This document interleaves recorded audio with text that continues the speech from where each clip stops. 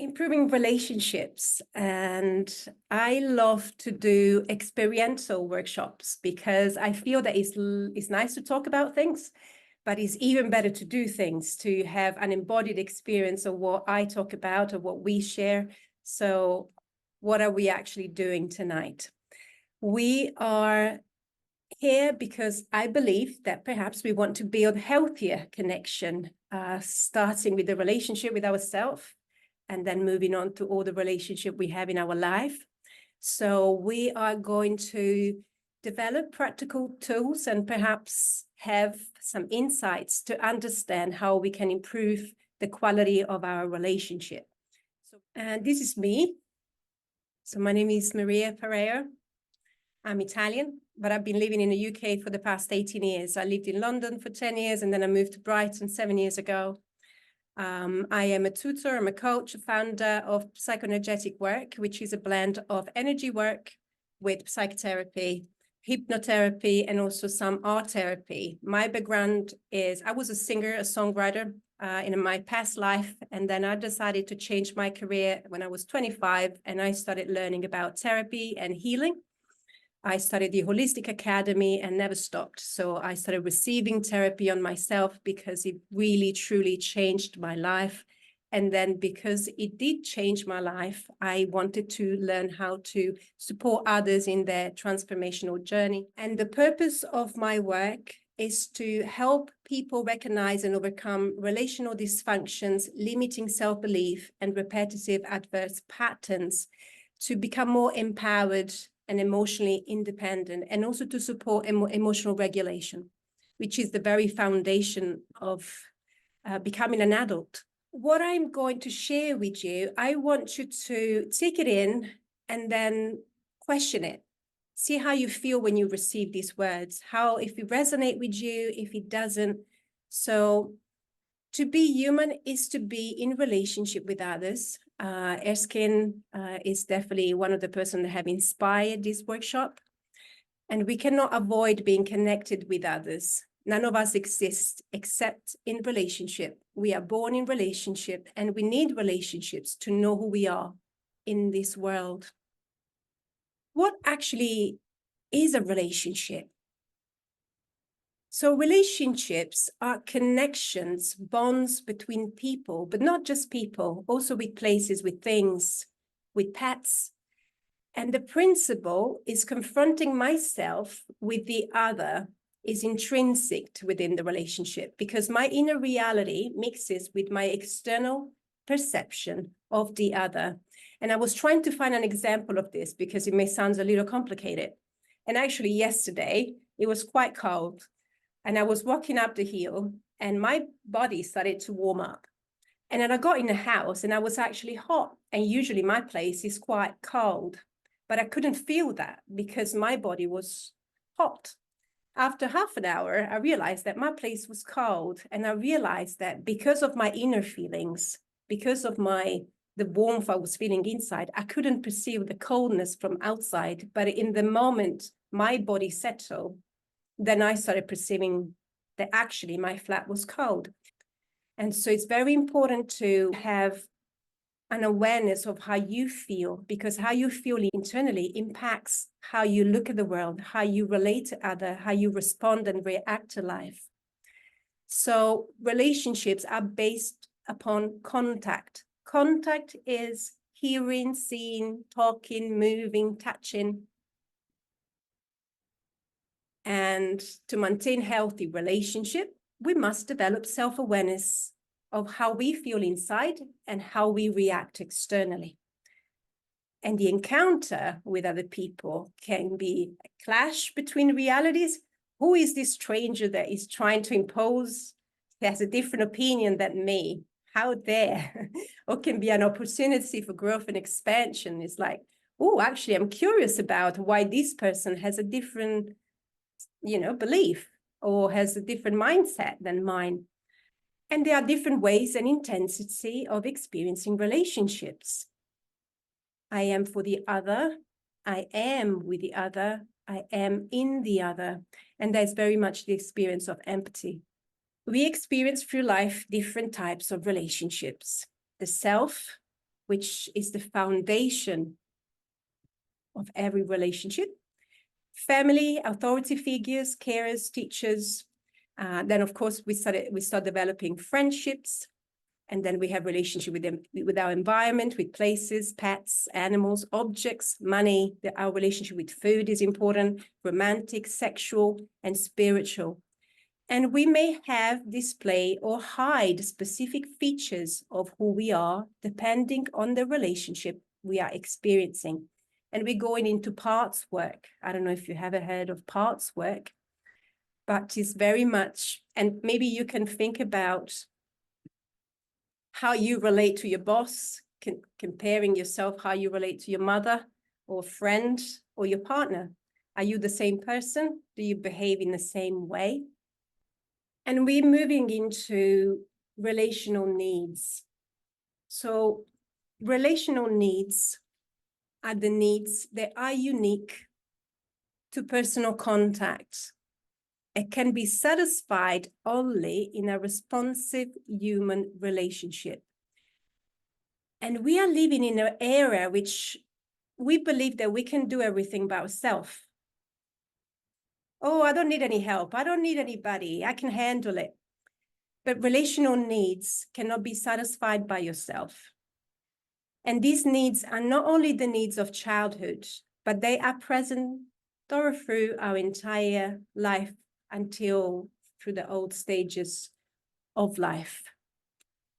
Those relational needs, I am going to walk you through this, and then I promise we're going to do something practical. So I'm not going to be talking all night, don't worry.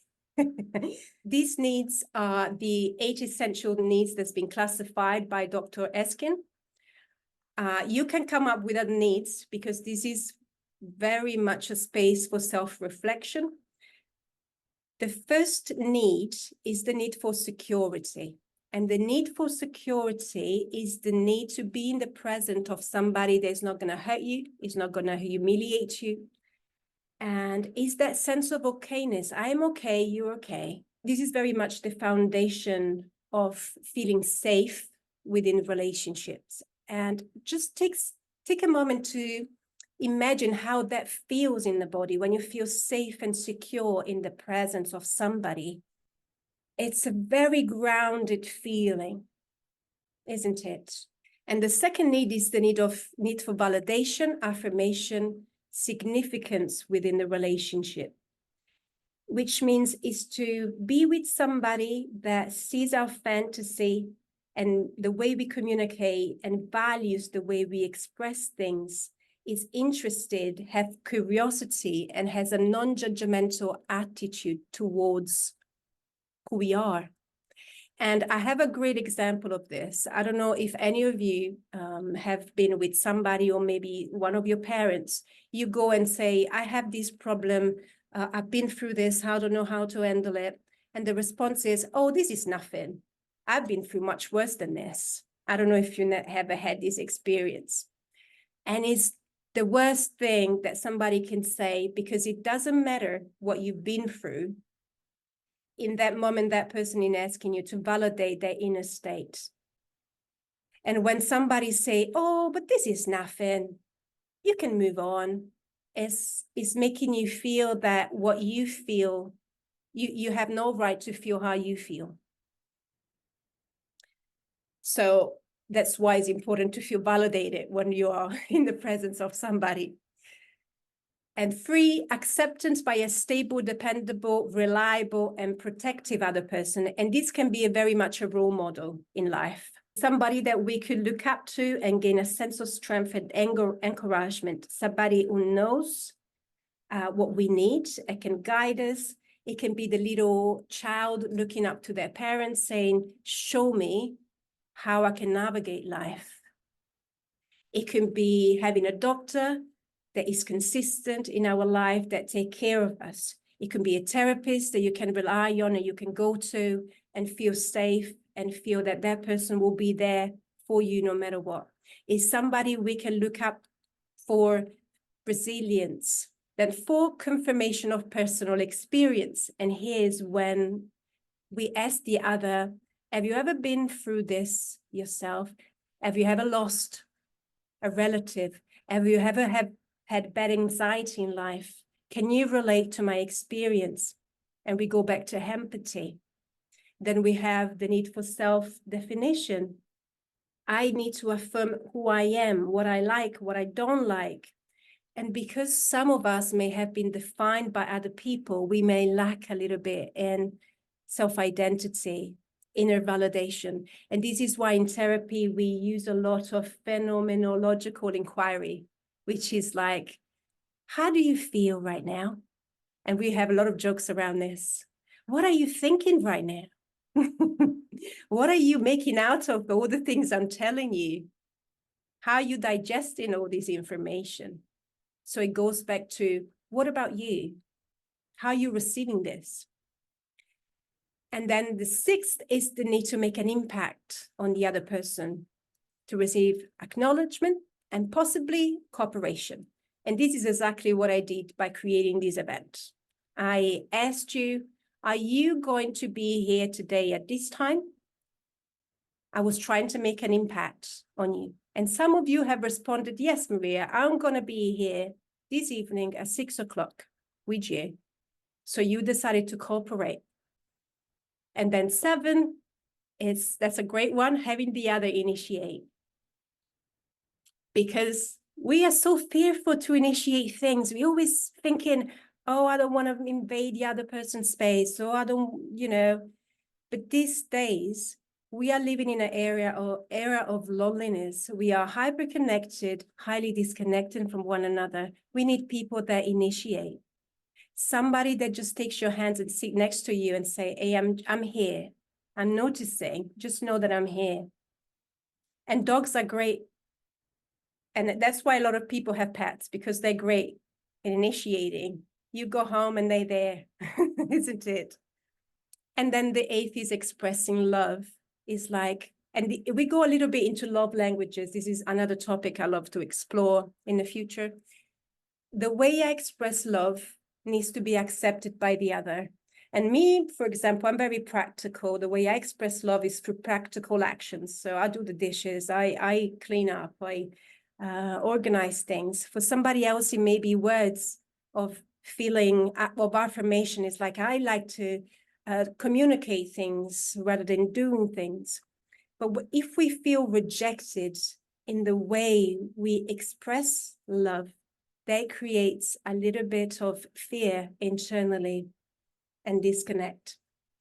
And it's not about accepting love, because if we feel secure, validated, accepted, defined, we do feel the love. So it's more about being accepted in the way we express the love. And then I have personally added my one, which for me, one need is need to grow, learn, and expand. I need to feel that whatever I do in my life makes me grow, values my human experience, expands my perspective, because I'm an explorer. So when our relational needs are met, we have the capacity to be expansive, creative, and intimate. And intimacy, we're not talking about sexual intimacy, but being open and vulnerable with another person. When relational needs are repeatedly not met, we experience a sense of insecurity and emotional disturbance. We adapt to the insecurity by developing attachment styles or patterns that compensate for the disruption in relationship. And in childhood, it's called creative adaptations. In any relationship, healthy or unhealthy, relational needs are experienced. Depending on the type of relationship, these needs may vary. So when you are with your partner, you have certain needs. When you are with your friends, you have other needs. When you are with your family, there's completely different needs. I would like you to have some pen and paper with you and to do some self-reflection around, perhaps choose one relationship. You can either choose the romantic relationship or friendship. Write down between 3, 5 essential needs at this very moment of your life. A need can be, I need to be held. An essential needs, I need to feel that the other person is listening to me. An essential needs could be, I want to be with somebody that is stable. So see what comes out for you. I'm going to give you a few minutes just to reflect on it. And now I want you to ask yourself, did I know I had these needs? Have I communicated these needs properly to the other person? And how? You can think about times when you were in a relationship, if you are in a relationship right now or in a friendship. Have you communicated these needs properly? And do you feel that these needs have been acknowledged and fulfilled by the other?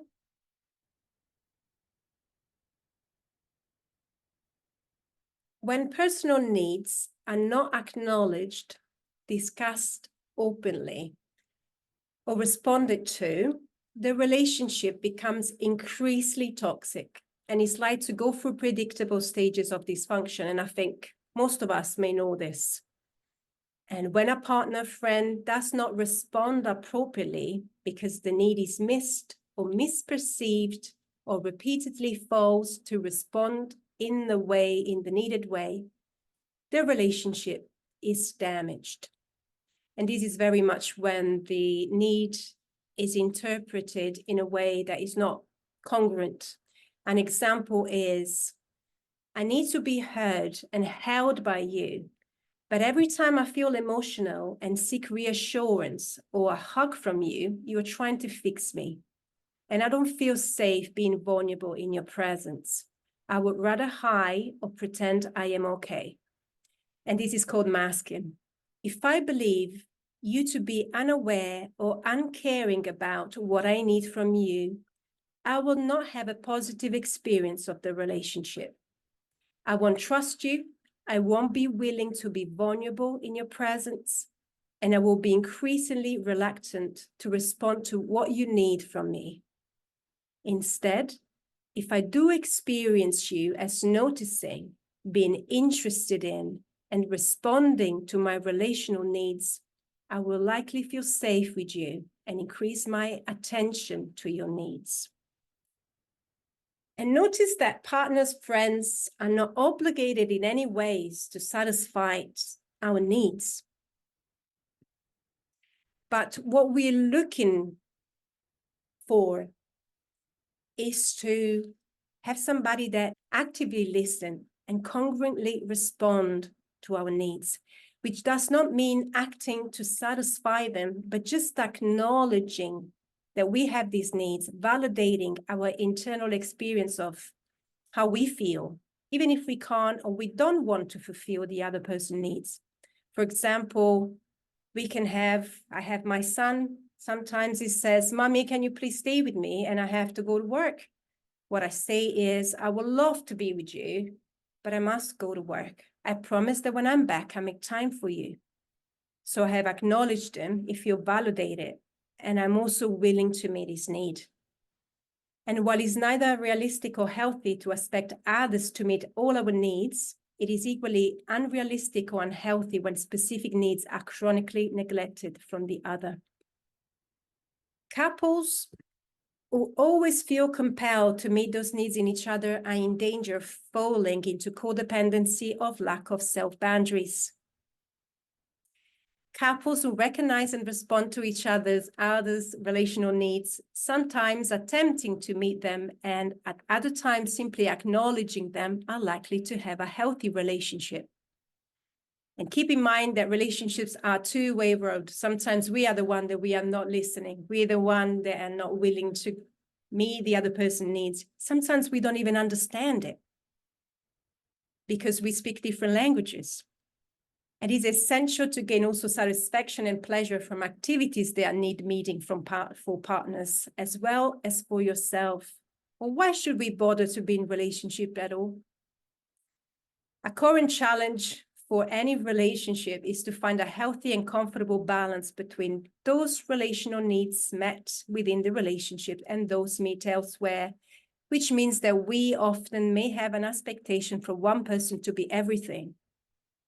I want you to be my lover. I want you to be my friend. I want you to be my mom, my dad, my partner, my entertainer. And sometimes we are stuck in relationships and we have no friendship. We don't go out. We don't make time for ourselves. Or people may experience jealousy. We don't want the other to experience anything else, but we cannot be everything for the other. It is not healthy. And this is why then we fall apart, because there's an expectation to be more than what we can possibly be. I would like you to have 10 minutes with each other to talk about your needs. What is your experience of all this? And just to have a space in which one person actively listen, which is not about giving suggestions or giving unwanted advice. We don't want that. I want one person listening and one person expressing. Active listening means that you remain present. You're not thinking about dinner. You're not thinking about the washing up. You're present, holding the space for the other, and not just listening to their words, noticing how they move their body, their facial expressions, the tone of their voice. And then after 5 minutes, you swap and the other person can share. But it's just an exercise to learn what it's like to be heard. And on the other hand, to listen without the need to fix or do anything about it. It's just about listening. So thank you so much for being here this evening. I hope you have enjoyed this experience. I'm extremely grateful for holding this space. It's very important because this year I've decided to focus on relationship. I feel it's very important for me. And this is why I've decided to go on this journey.